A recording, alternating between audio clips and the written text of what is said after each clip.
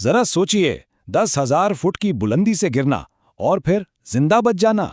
आज हम जुलियाने कॉपके की नाकाबिले यकीन सच्ची कहानी जानेंगे, वो लड़की जो आसमान से गिरी थी।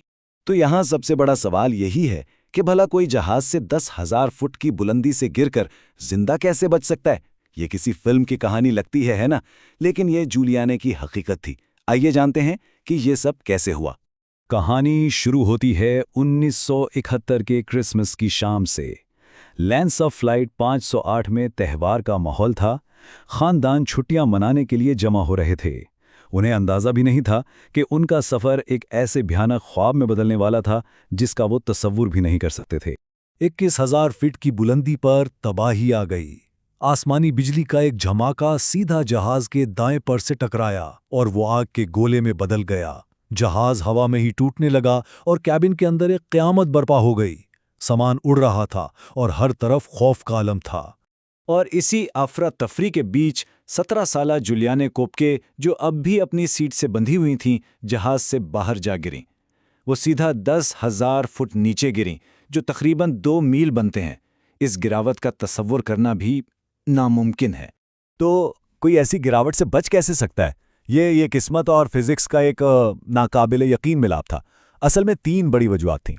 पहली, तूफान की ऊपर उठती हवाएं यानी अपड्राफ्ट्स ने उनके गिरने की रफ्तार को कम कर दिया। दूसरी, सीटों की कितार एक हेलीकॉप्टर के पंखे की तरह घूमने लगी, जिसने हवा का दबाव बनाकर उन्हें और आहिस्ता कर दिया। और आखिर में अमेज़न के घने जंगल ने एक गद्दे की तरह काम किया, जिसने आखिरी झटके को जज्ब कर लिया। जब जूलियाने को होश आया तो वो क्रिसमस की सुबह थी, लेकिन यहाँ कोई जश्न नहीं था।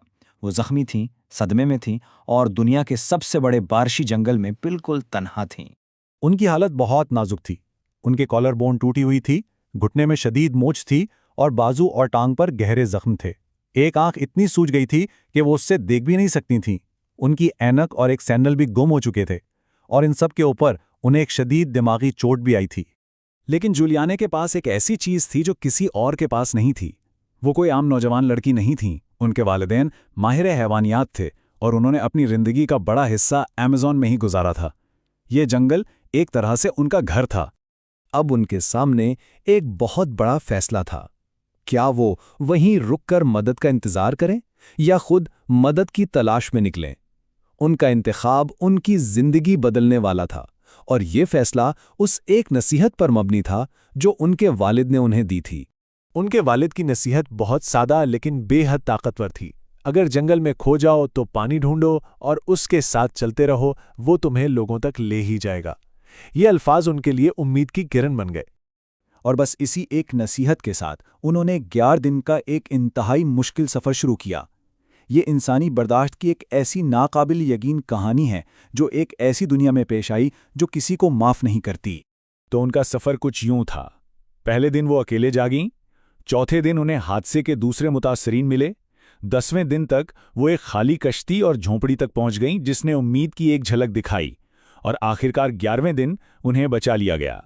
चौथे दिन उन्हें एक ऐसा खौफनाक मंजर नजर आया जिसने उन्हें हिलाकर रख दिया। 3 मुसाफिर जो अब भी अपनी सीटों से बंधे हुए थे, जमीन में 3 फुट अंदर तक धंसे हुए थे। उनका दिल डूब गया ये सोचकर कि शायद इनमें से एक उनकी माँ है। लेकिन फिर उनकी नज़र नेल पॉलिश पर पड़ी और उन्हें एक तल्ख सुकून मिला।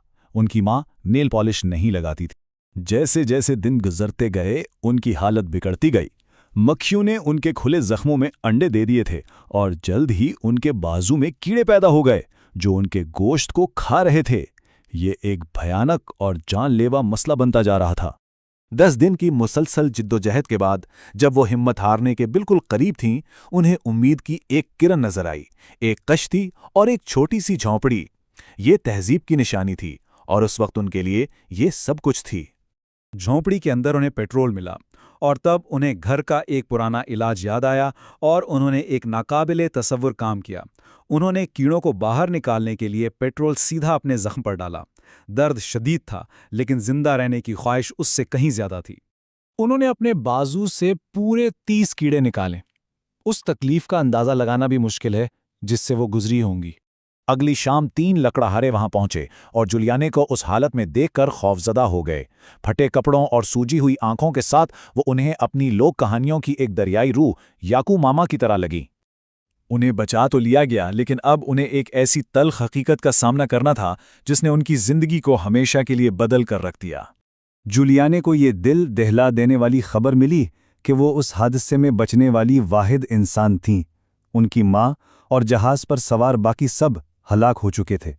बाद में तहकीकात से एक और भयानक हकीकत सामने आई। 14 और लोग भी हादसे में जिंदा बचे थे, लेकिन उन्होंने मदद का इंतजार किया। वो वहीं रुके रहे और आखिरकार मर गए। जूलियाने ने अपने इल्म का इस्तेमाल किया और वो चलती रहीं। यही वो फर्क था जिसने उनकी जान बचाई। इस हादसे ने उनकी जिंदगी को एक नया मकसद दिया।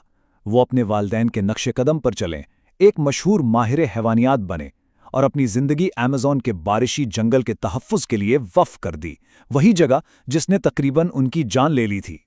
तो इस नाकाबिले यकीन कहानी से हम क्या सीखते हैं? ये हमें एक अहम सवाल पर गौर करने पर मजबूर करती है। किसी हादसे से सिर्फ जिंदा बच जाने और फ़ाल तौर पर अपनी निजात खुद पैदा करने में क्या फ़र्क है? जूलियानी की कहानी इंसानी जज्बे की ताकत, इल्म की अहमियत और कभी हिम्मत ना हारने की एक लाजवाल याद दहानी है।